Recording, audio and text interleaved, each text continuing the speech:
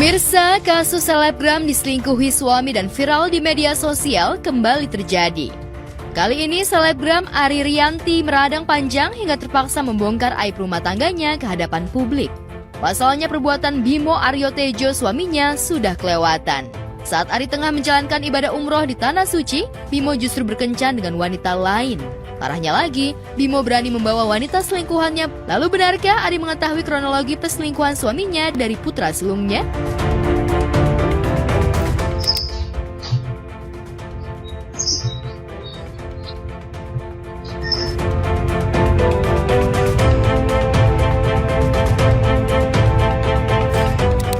Kamu Pak RT hanya dipegang-pegang nak, aduh ya Allah. Nanti kemana-mana Pak, jangan kau pegang-pegang, bukan muring nak. Biasaan kau.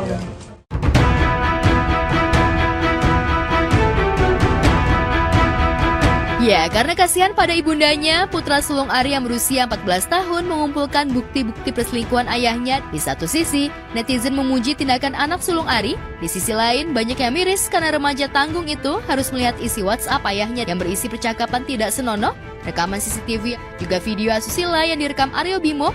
Bukti-bukti percakapan WhatsApp dan video asusila diduga didapat putra sulung Ari dari handphone ayahnya.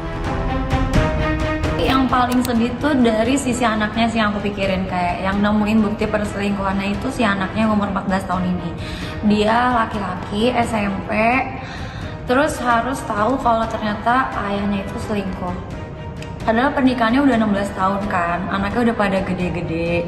Terus aku juga baca percakapan mereka selain ngomongin anak, kesel gak sih? Aku lebih kesel karena ngeliat dari sisi anaknya. Kasihan nanti si anaknya tuh gimana. Seorang istri yang lagi umroh, pulang umroh mendapati suaminya berselingkuh di rumahnya dan di kamar tidurnya sendiri, dan didapati perselingkuhan ini informasinya dari anaknya. Ini sangat menyedihkan. Pasti perempuan itu terpukul. Buat anaknya juga sabar dan tabah. Mungkin ini udah jadi bagian dari perjalanan hidup. Suami dari Ibu Siti Septrianti ya. Ibu ini lagi umroh ke Tanah Suci dan suaminya selingkuh.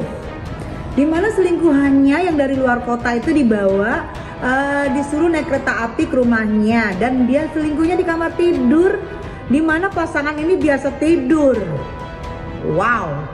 Menurut aku sih laki-lakinya ini, suaminya ini agak-agak kayak ada kelainan ya. Apa ada kelainan, apa over, dan chat-chatannya anaknya memang mengetahui. Tapi mungkin suaminya nggak punya modal. Kalau mau pergi ke hotel nggak punya modal. Jadi ditunggulah istrinya dulu pergi dari rumahnya untuk pergi kemana gitu. Nah pas pergi umroh kan lumayan tuh 2 minggu. Dipanggil lah tuh ceweknya dateng.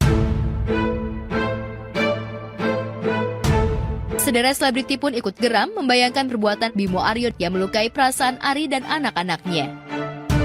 Selingkuh itu kan habit, atau pasti ada sesuatu hal yang bikin jadinya selingkuh.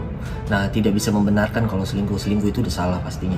Gue sendiri nauzubillah min dzalik lagi umroh, tiba-tiba pas pulang dikasih tahu sama Allah bahwa pasangan kamu tuh tidak baik atau tidak pas untuk menjadi seorang imam atau seorang istri ya. Kalau itu ada senangnya, ada pastinya patah hati banget sih.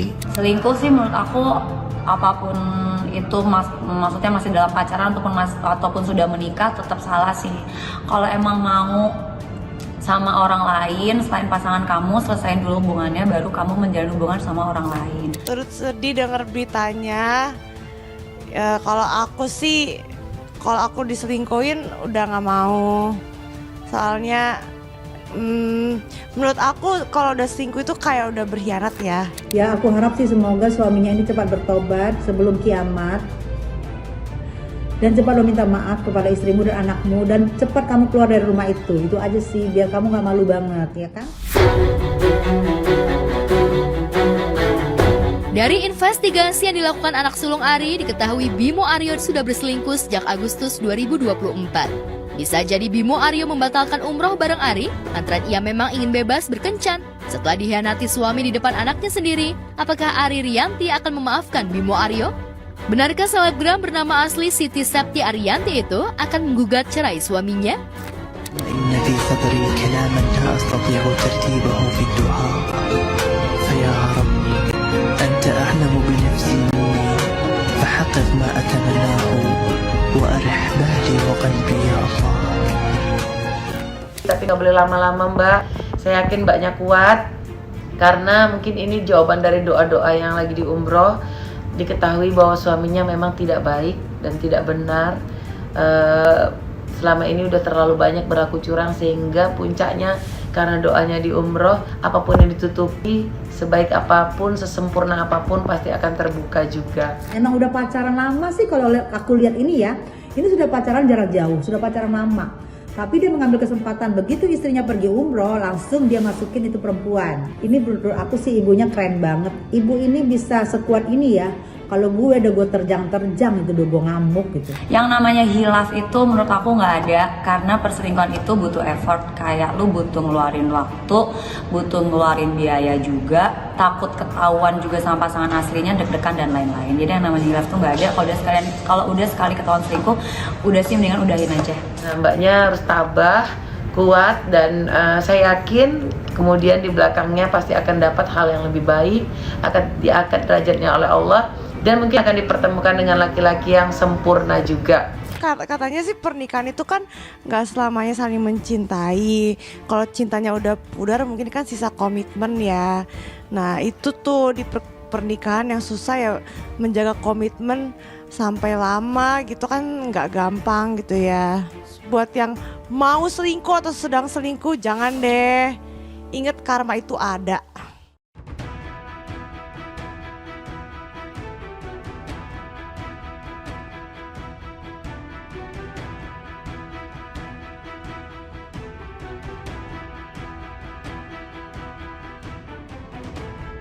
Menjaga kesetiaan saat pasangan jauh dari pelukan mungkin menjadi ujian yang sulit dihadapi oleh sebagian orang.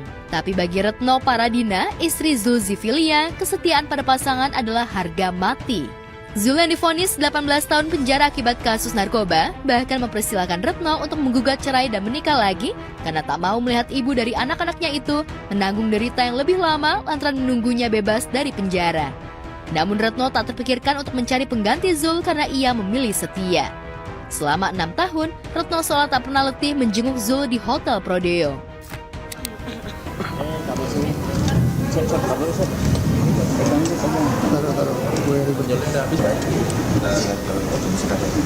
Bang Jul sehat-sehat Bang Jul. Kalau aku sebulan sekali atau enggak 2 bulan sekali, tergantung kerjaan sih Mbak. Ya sering, ya 3 bulan yang lalu saya kesini. Iya, 3 bulan yang lalu mertua kesini Mama. Habis itu kita besuk Zul berapa kali Mas? 3 kali. 3 kali, ya berarti ini yang keempat kalinya. Kalau saya sih ya jangan dibanding-bandingkan kan, karena setiap orang itu punya kapasitas kesabarannya itu berbeda gitu, dan kita juga nggak tahu apa yang mereka saya ataupun Mbak Ibel itu yang sudah dilalui gitu. Jadi saya berharap orang-orang bisa menghargai keputusan seseorang untuk mau melanjutkan hidupnya yang lebih bahagia ataupun ingin menunggu suaminya gitu sampai bebas. Saya anggap sebagai menantu yang sangat luar biasa, tegar menghadapi cobaan. Terus terang, kalau saja perempuan-perempuan yang lemah, boleh jadi tidak akan seperti sekarang. Karena terus terang banyak di luar sana baru beberapa bulan saja bercerai, ditinggal oleh suami karena tersandung masalah kasus. Ternyata dia langsung move on begitu. Ya itu memang persepsi pendapatnya masing-masing ya, karena memang Jula Madinah ini kan memang sudah lama juga ya. Kesetiaan Dina juga kan ya, termasuk lagu yang sekarang dirilis dan launching hari ini, lagu yang memang setia walau di samping ibu ini memang kebetulan memang lagu lama sekali gitu loh. Dan alhamdulillah hari ini rilis, dan ya buat saya ini kesetiaan itu memang mahal ya gitu loh.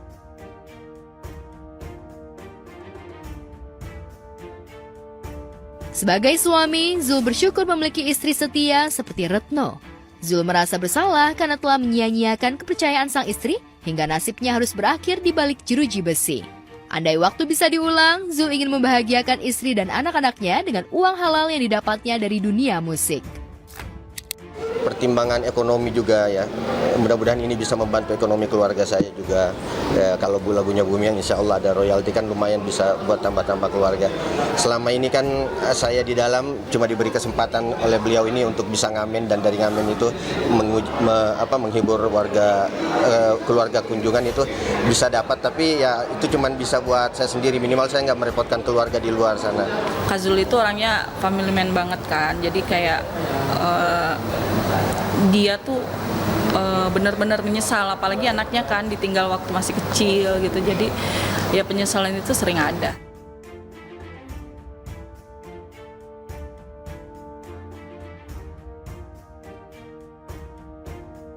Sudah terkenal dan mapan, tapi Zul tidak puas mengejar kesenangan dunia hingga ia tergiur menjadi crazy rich dengan menjadi pengedar narkoba.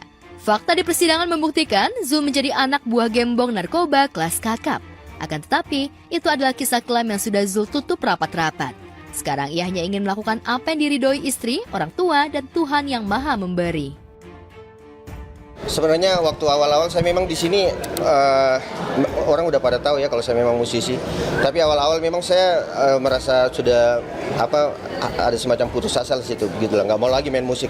Sampai-sampai saya minta kepada Pak Rangga, saya mengundurkan diri, Pak, saya ingin jadi tamping ini aja, tamping dapur, bantu-bantu ya, bikin makanan atau masuk ke santri. Kebetulan di sini ada pembinaan religius. Tapi Pak Rangga nggak mengizinkan. Beliau bilang, kami membutuhkan kamu untuk seni musik ini, jadi kamu nggak bisa kemana-mana. Alhamdulillah Kak Zul, melihat Kak Zul yang begitu semangat, saya dan mertua tentu sangat senang sekali ya, karena sebenarnya Kak Zul sebelum-sebelumnya sempat kayak udah ngomongin band gitu kan, cuma karena dorongan orang tua, dorongan teman-teman juga, saya pun seperti itu, jadi Kak Zul bisa kembali bersemangat lagi. Kalau masalah ekonomi memang terus terang, walaupun kami selaku orang tua Zul hidup pas-pasan, tapi kalau ada kelebihan sedikit kami selalu transferkan untuk biaya anak-anaknya. Ya, kebetulan saya pensiunan guru, jadi masih di ada samping sedikit. itu ada usaha-usaha warung-warung, jadi kalau ada kelebihan sedikit saya transferkan mereka.